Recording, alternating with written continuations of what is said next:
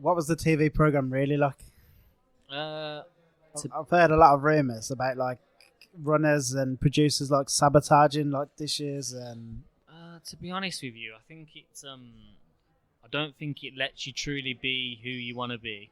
It's a bit, it's a bit like a film. Like, you're not acting. You do have to be yourself. But if you're having a bad day,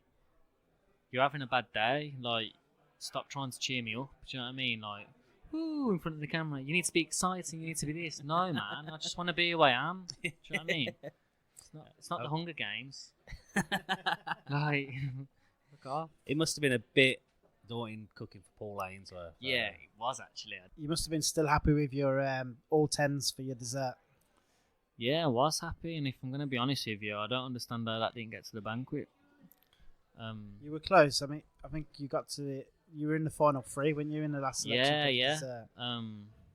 But with the competition as well, like, it's a good competition, and it's good for chefs to showcase what they can do and stuff like that. But I think there's a lot. I wouldn't say politics, but there's a lot of favoritism, and you don't get judged on just this year. Do you know what I mean? Was that still something in your mind when you were doing the competition? That the food you made was still something that they wanted to eat?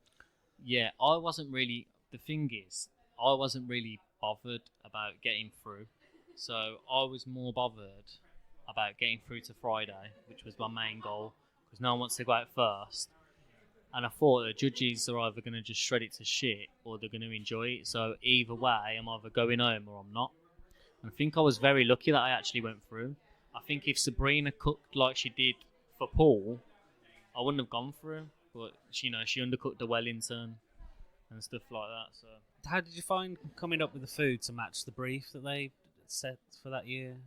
I think what I tried to do was, I think for me, it was more like the brief was more important than the food, because we can all cook. So like anyone that goes on that competition, you don't get on it without knowing how to cook, whether it's at that level or this level or whatever level. You can all cook food. So if you don't hit the brief, then what was the point? The guy I was up against literally just did a Sunday roast and tried to name it after a song. No, man, like, it makes no sense. Like, it either has to look like it has to have a connection to it.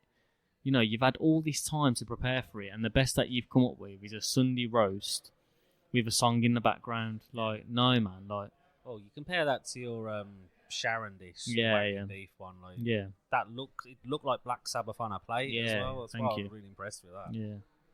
Yeah. So I think that's what I tried to do. So like, I tried to make it look as interesting as it tastes, and I probably, I thought too much about it in a sense of, I thought I was only, to be honest, I thought after Friday I weren't going through, and this is before the competition started.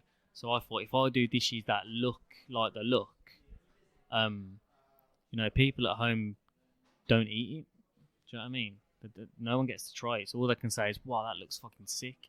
There's only 4 people that are trying it. One's Paul, and the 3 judges. Do you regret the show a little bit? No, I don't regret it. I thought it was sick. I got a 10 from Paul Ainsworth, mate. I was buzzing my tits.